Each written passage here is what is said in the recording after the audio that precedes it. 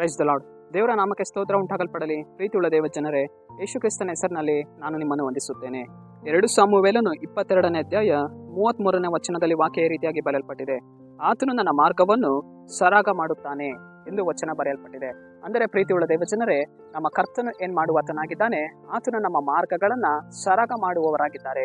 ಎಲ್ಲ ವಿಧವಾದ ತಡೆಗಳನ್ನ ನಾವು ಹೋಗುವಂತ ಮಾರ್ಗದಲ್ಲಿ, ಬರುವಂತಹ ಮಾರ್ಗದಲ್ಲಿ ಎಷ್ಟೋ ವಿಧವಾದ ತಡೆಗಳು, ಎಷ್ಟೋ ವಿಧವಾದ ಹೋರಾಟಗಳಿರುತ್ತೆ. ಆದರೆ ಕರ್ತರಿಗೆ ನಮ್ಮ ಮಾರ್ಗಗಳನ್ನು ಒಪ್ಪಿಸಿಕೊಡುವಾಗ ಆತನು ಏನ್ ಮಾಡುವವನಾಗಿದ್ದಾನೆ, ನಮ್ಮ ಮಾರ್ಗಗಳನ್ನು ಸರಿಪಡಿಸುವವರಾಗಿದ್ದಾರೆ.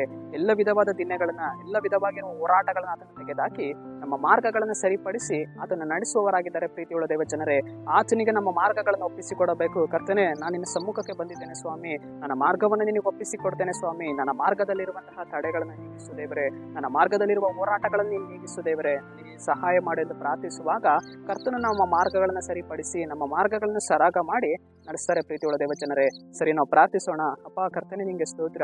ಈ ವಾಕ್ಯ ಭಾಗ ಸಂದೇಶವನ್ನು ನೋಡ್ತಾ ಇರುವ ಜನಗಳು ನೀವು ಸಂಧಿಸಿರಿ. ಅವರ ಜೀವಿತಗಳಲ್ಲಿ ಕರ್ತನೆ ನೀನು ಕ್ರಿಯೆ ಮಾಡಿ ನಿನ್ನ ಜನರ ಮಾರ್ಗಗಳನ್ನು ಸರಾಗ ಮಾಡಿ ನಡೆಸು ದೇವ. ನಜರೇತಿನ ಯೇಸುವಿನ ನಾಮದಲ್ಲಿ ತಂದೆಯೇ, ಆಮೇನ್.